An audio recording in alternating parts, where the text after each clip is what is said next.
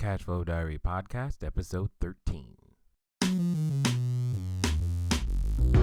Congratulations, you showed up. Give yourself a high five in celebration of your success. Welcome to the Cashflow Diary, where new and experienced investors come to take confident action towards their goals. Your host is a family man, a real estate entrepreneur, investor, coach, and instructor. As a master facilitator of Robert Kiyosaki's Cashflow 101 game, he's inspired many to begin their journey into creating cash flow for themselves and their family. And now, here he is to offer you the tools required to earn the income desired. Your cash flow coach, Massey. Well, hello again. Thank you for joining us one more time on the CashFlowDiary.com podcast. Glad that you are here. If you haven't done so already, please go over to our website, get your free ebook, Investing Made Easier Wholesaling. Go over to CashFlowDiary.com, put your email in the box and get started now. Not only will you be able to get some of the tips and tricks that I was able to use to get started wholesaling, but you'll also receive the notification for the live webinar that we'll be doing here soon so that you can be one of the individuals on the phone with me being able to ask any questions that you've got as it relates to real estate and especially wholesaling. So we are hoping that you will download the book, listen to it, So we are hoping that you will download the book, read it, and then formulate those questions. Bring those questions with you. Bring those questions with you to the webinar so that we can get them answered, because we want to make sure that we remove all roadblocks that you may be experiencing and to taking action or experiencing even bigger, better, more success. So bring that. Make sure that you've registered so that you or put your name on the list for the ebook, and then you'll get an email in the not too distant future about the actual webinar and the times and all those types of things so that you'll have the ability to join us and get your questions answered and take your next step. Also, if this is your first time joining us, make sure that you listen to the pilot episode number 1, just to understand the background on me or the show or both, depending on if that's something that interests you or not. So what we're going to do this episode is we're going to go with part 3. This is the third part of the live and unplugged in Chicago. So basically you're going to hear two small snippets from the actual training. I think it was about 15 to 18 hours long. It was crazy, but it was awesome. And you're going to get a little bit of taste of that right now. But before we go there, let's go with our cash flow quote for this episode.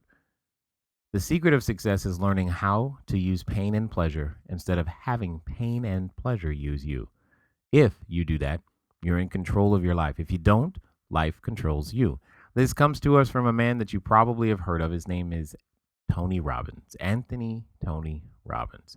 He is an American self-help author and motivational speaker, and he became well known for his infomercials and self-help books, primarily Unlimited Power, The Science of Personal Achievement, and the one that I know a little bit more about is Awaken the Giant Within. Definitely, for those of you who've been over to the website at CashFlowDiary.com, you'll see the virtual book club, VBC as we like to call it, and you can get some information on Tony and his book there because it's, again, definitely one of those books that we recommend that you have inside of your library.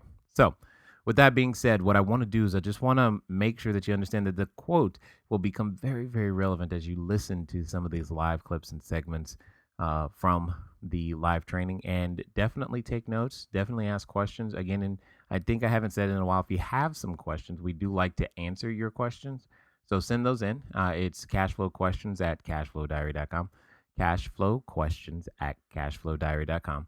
So that way, when we get around to our question and answer episode, you can get your question answered if it's not too many questions. So we do select the biggest and best that we can in the interest of time to keep the show within the appropriate time limits for most people to be able to continue to listen.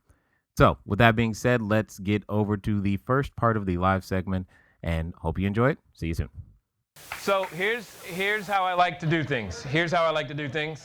When we come back from a break, it's giving you a time to change your physical body positions, all that other stuff, change your state a little bit. And one of the things I want to make sure that we do is, you've heard it called locking in the learning, i.e. tell me what you learned in that last little bit that we've done that has helped you, epiphanies that you have had, things that you have learned that you did not know before, that now open up possibilities for you. Possibilities that you hadn't considered, things you did not know. So who's willing to share something that they've learned in the short time we've been together thus far? Can I get this lady, where's the microphone? There we go. Right here is MC. Mary Cat. MC Hammer? No. MC sorry. Hammer. Don't touch that, right? Yes. It's all good. Yes. Okay. Well, when you were just showing the slide and talking about the $3 million, now I've been around, having the money to pay yourself, to be paid income of $10,000. And even being around in real estate for a short while, like I'm thinking, okay, if you have rental properties, they can generate that amount of money.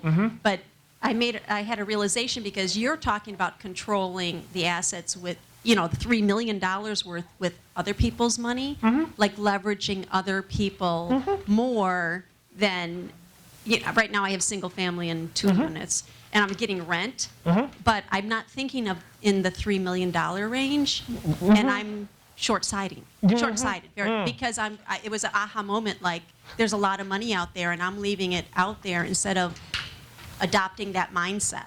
Exactly. Thank you. Thank you a lot, because the system's the same. There is no difference. It's just scale.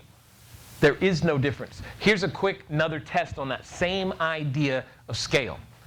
Give me an idea, or better yet, give me an idea, a $10 idea, an idea that can earn $10. Anyone? What? An app on a phone, right? An app on a phone, absolutely. Give me another idea that could earn $10. Lunch tomorrow. Okay. You could cater lunch at $10 a piece. What else could get $10? I just need an idea that is worth $10. Lemonade stand. That's some good lemonade at $10 a cup, but that's awesome. All right. Give me something else that could earn $10. Garage sale. What? eBay. You got that right. What else? Affiliate marketing. Excellent. All of these things could earn $10. How could you take that same lemonade stand and make $100,000 with it? Franchise. See, it's still lemonade. It's the difference is the system behind it. It's the same idea. This is what she was just talking about. It's the same idea. Single family at $40,000, $50,000, $100,000 each, or just $3 million and get it done. It's the same system, which is why you can do it, sir, in 45 days or less. Anyway, I haven't forgot. Just not going to let that one go. If you get a phone call in about 44 days, you know who it is. Anyway. I better not get a phone call. Yeah, well, you might. All I'm saying is I love accountability. So with that being said, give me something else that you learned in this last section that was helpful for you. Yes, all the way over here. I don't know where the microphone is at this moment, but it is finding its way to you through this system, well organized and oiled. Here it comes. Jay, I like how you presented the whole mindset thing. Whereas, a lot of times we're faced with problems or situations, and we respond to that based on what our past experience has been, or our education, or whatever. And what I learned from, and I'm excited about tonight, is that you encouraging us to stop, take time, and ask some questions about that situation, like, what would I need to get this accomplished? And I don't think we do that. I think we develop the fear about that situation because of our experience, like I said. And instead of asking ourselves this question, and then the next question was, how would I get that, whatever it takes to solve that situation or that problem? Absolutely. And I think that was great. This is what I was taught, and I suggest you write down. Because I'm going to say it, and you're going to do this number, like, huh? And you're going to really need to see it to understand it. Use what you have to get what you need so you can have what you want. I'll repeat that. Use what you have to get what you need so you can have what you want. That's what I was taught. Very wise gentleman in Florida says that a lot. Anyway, and the point is, we all have something, but we need something else to execute it. This gentleman here, Big Show, easy. See, I can do Big Show. That other name he got, can't do that. He has a compelling vision and reason why to do something. That's what he has. Once he understands what he needs, it's easy then to go find who has what he needs and use what he does have, his vision, and enroll them in that vision so that then they together can have what he wants. Make sense? Same thing happens when you go to purchase a piece of real estate. You use what you have, hopefully an executed purchase agreement. That's what you have. What you need is financing. You find someone with it, you use what you have to get what you need so you can have what you want. Title to the building. Make sense? That's what I'm talking about. And when you adopt that process to every challenge you've got, you find out you've got a lot more resources. You got a lot of other things that are valuable. It's not about, well, I don't have money, I'm new, and I don't have credit, and I can't do it in a year and a half. It's not about that. I'm not letting it go. It's about understanding what resources you do have. Someone else, give me something that you've learned in this last section that is going to help you. Yes?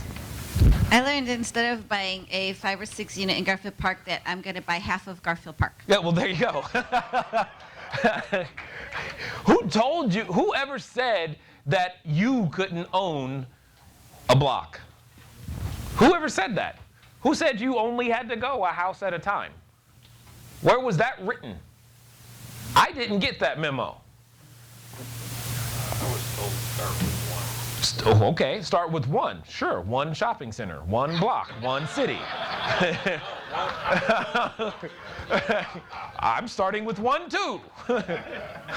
One what? You know, I also think about, I think it was Barry Bonds, he was talking about how he just hits singles. That's like all that he's trying to do is just get on base, right? You know, and here at the end of the day, that's still all I'm trying to do. I'm just trying to hit singles. What's changed is my definition of a single. That's it.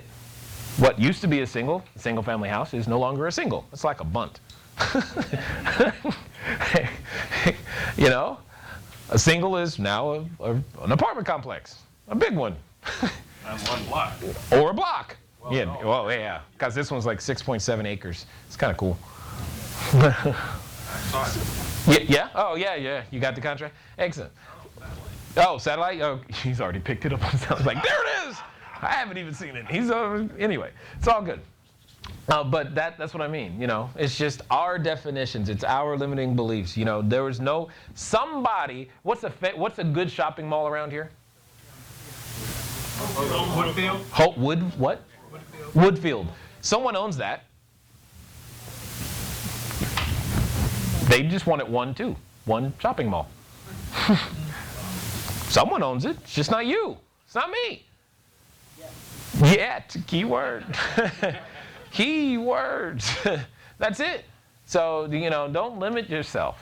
Just because someone says one doesn't mean it's just one single family house or one condo or one whatever.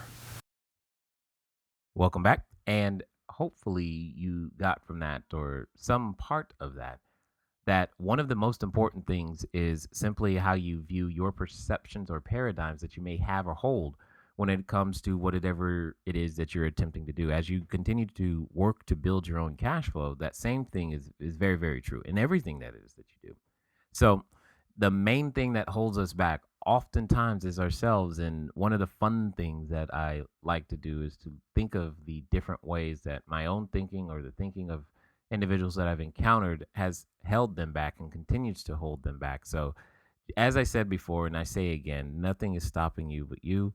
I know you've heard that before, but most importantly, understand that, you know, don't let someone else's interpretation of what they think you should do stop you from actually going out there and doing what you believe you can do. And sometimes What's really cool is not having been told that I was supposed to do one, quote unquote, at a time, left it open to my interpretation, and therefore we just went for it.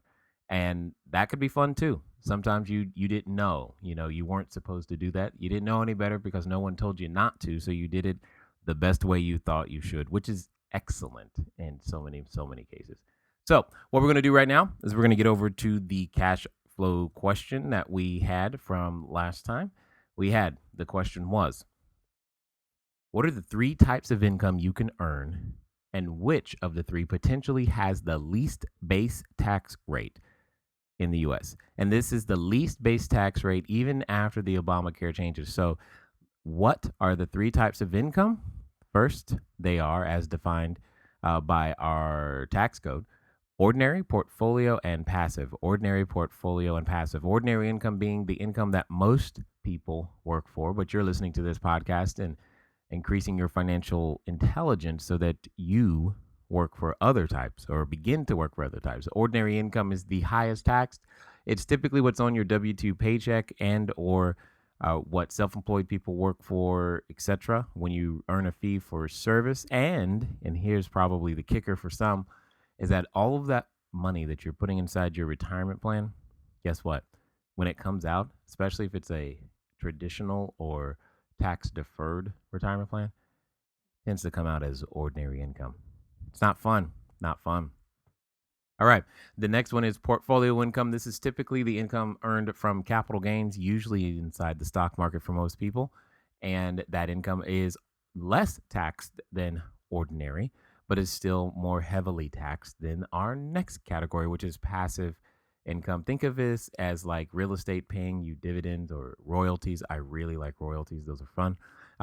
And as well as real estate, obviously, right? And potentially, not only does passive have the lowest tax rate, or a base tax rate, I should say, but it is possible for you to get that all the way down to 0. And it's amazing what can be possible when you understand or use the tax code to your advantage. Now, I say all this so that you understand it, that these are just strategies, but more importantly, definitely talk to your own tax advisor, because I am not your tax advisor.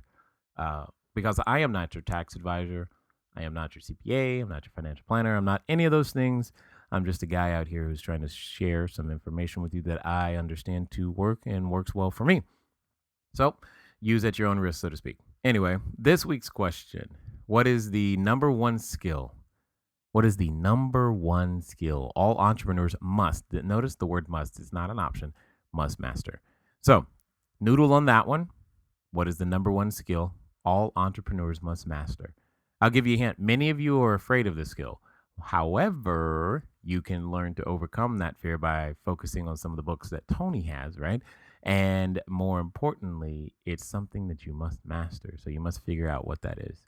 Figure out that number one skill, and we'll listen to the final segment that you will get from the Chicago training. And there seems to be a prevailing theme and catalyst that to be extremely successful in real estate, you got to have reached a point of no return. Can you comment on that? I mean, is it what you need? What about for the rest of us that just want to do something else, something new? Got it. I've had this question before, and it's interesting. I had one guy tell me after, either explaining it to him, we were one-on-one, and he goes, you know what? And this is one of my friends who saw us go through the whole foreclosure, all this other stuff, okay? And I talked to him before it all happened, quote unquote, and he said, no, I can't do that. Okay, it's good for you. It's good for you. And then after, as things started to get better, he said to me, he's like, man, I still can't do it. He was like, why? Why can't you do it? You see it works. He's like, yeah, I see that. But it seems like you've got to lose everything to make it work. And I'm like, interesting thought. Here is the whole thing right here. I love this. You've got this line, let's call this your life, all right? What you are currently experiencing as life. And over here, you've got the things you like or would like to have. Let's call them your dreams. This is, oh man, if my life was just this, that would be awesome. And then what you also have is right here is this other line, which is called your reality. And notice how reality and dream are not the same line, okay? But here's what's unique is that the difference, this gap, is called pain, right? That gap is called pain. And here's what happens. In this situation, pain isn't that bad. So you know what? We're not very motivated to do much because it doesn't hurt. It's kind of comfortable. Yeah, I don't get to drive that car, but my car's kind of cool. You know, I would never, who on earth would ever want to drive a Audi S8? I mean, why bother? Me. Anyway, I love my car, sorry. It's just, they're fun once you get in one. Oh my God, V10, 450 horsepower. Whoa! Anyway. And what ends up happening is we start talking ourselves out of it and saying, it's not that big of a deal because the pain isn't that bad. Hey, you know what? I can eat. I can go to the movies every now and again. You know what? Yeah, you know what, honey? When you're talking to your kids, yeah, I know those other kids are going on that trip to France, but you don't need to do that. It's okay. We just can't make that happen. And kids understand and they say, okay. So one of two things usually happens. We'll talk about the situation that he's talking about. So what happens is our dream is right there. And then maybe some things happens, like, our spouse experiences hyperemesis and can't walk or talk, and you then have a punctured lung, and you've got all this going on, and you have foreclosure in your life, and what it begins to happen is that your reality starts to go this way, and now you're living over here, and this was the point of zero, and now you're below zero, and you kind of wish that you were at zero, because man, that would be so great. And what has happened is that your dream and what you want is still over here, and because of that, now the pain is so much larger than the pain you were experiencing before you finally get your butt in gear and do something about it. And just like a pendulum, we often overcorrect. The bigger this pain becomes, we tend to overshoot the exact opposite direction. Because we suddenly have the energy that was already always there, by the way. It was never not present. You always had the same ability. You just didn't have a reason why. Now you were gifted a reason why. This was the greatest gift that was given to me, is all the stuff we went through. I am on a mission to make each tier worth $1,000. I'll let you know when I get there. Okay? And that's part of what keeps me going, is still connecting and remembering how much that sucked. How much it hurt to be able to call mom, my biological father, my stepfather, and everyone in my family and say, hey, we need money for food. And they go, we can't help you. How it hurt when I called them for the ability to have them enough money to get into the education and have them say, we can't help you. And finally learn that the cavalry wasn't coming, and if it was to be, it was up to me. The pain was immense.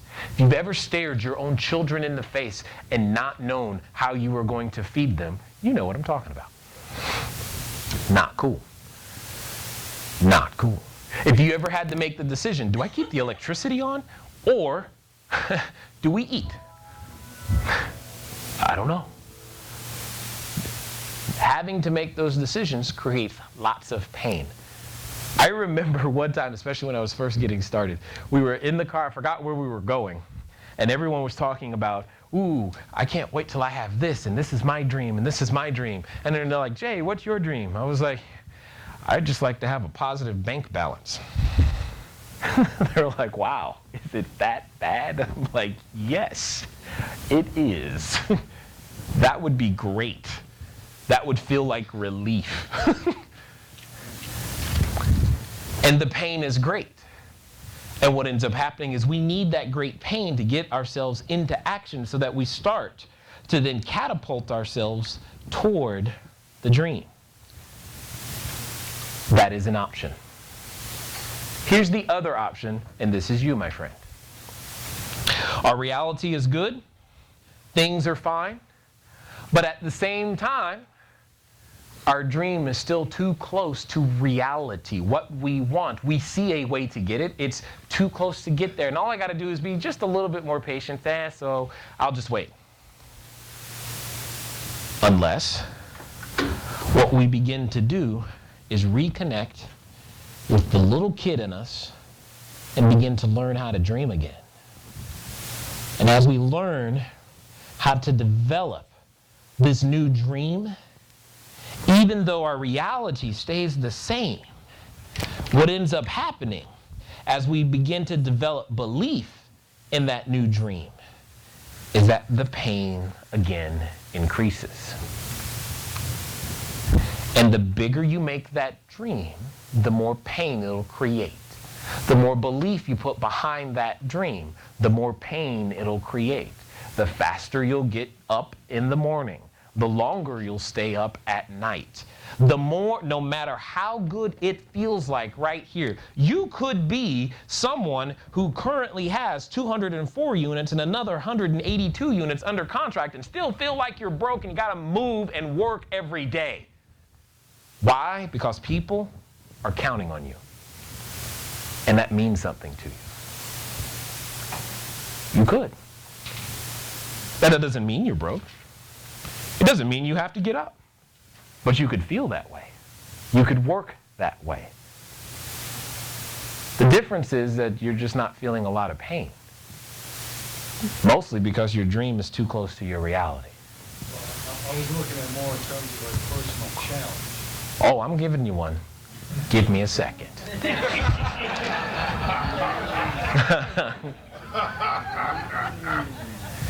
Because oftentimes, what we have is a dream that only involves affecting our life.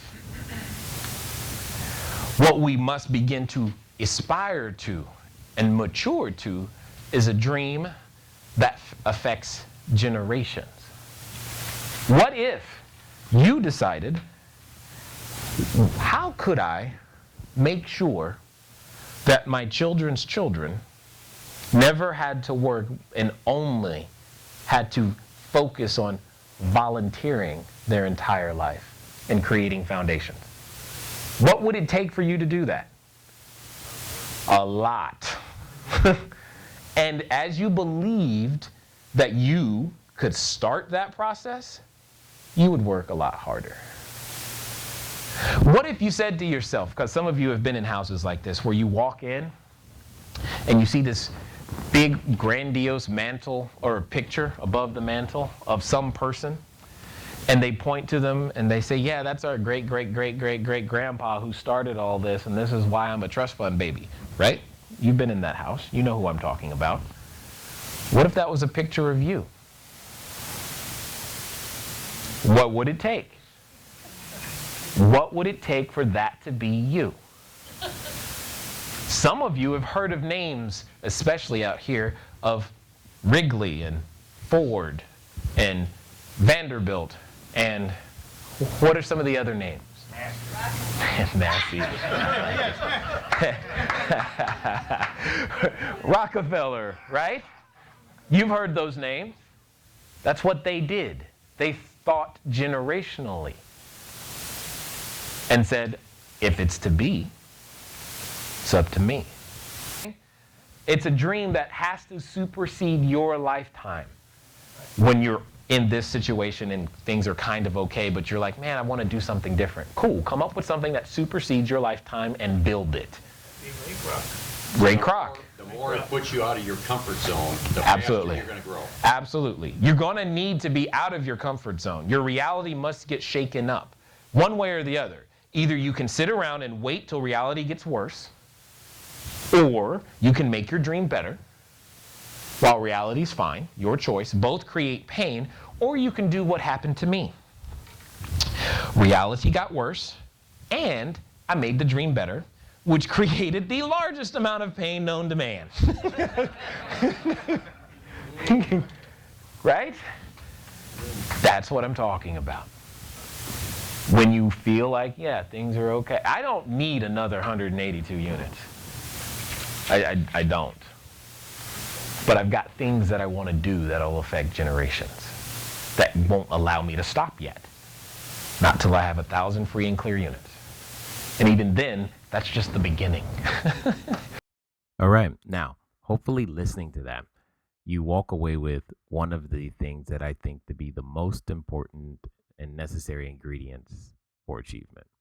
And it's kind of where the quote came from when we were talking about the beginning of the episode from Tony Robbins. One of the most important things for achievement, in my opinion, happens to be pain. And often if we're not feeling enough of it, we don't do what we know we should do when we know we should do it, because you know what? It's just way too comfortable.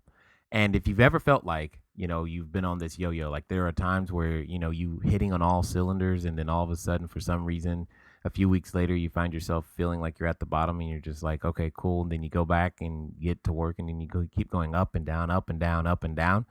That's probably because you're not connecting to that pain enough. You don't have enough reasons why, like Simon Sinek has said, in his book, Start With Why. I mean, there are so many important things that happen when you and I are in pain that, there's very little substitute for them.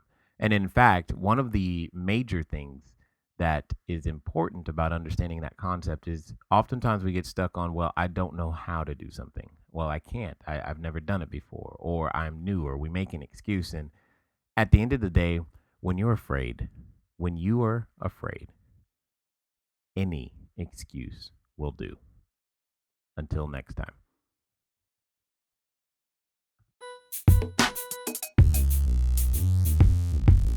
Thank you for investing your time with Jay Massey and the CashFlow Diary. When you have a moment, please visit iTunes and leave a positive comment about the show. And go now to our website, CashFlowDiary.com, to take advantage of our free business building course, Cashflow Foundation. Gain the knowledge, understanding, and skill that will teach you how to never need a job again. Until next time.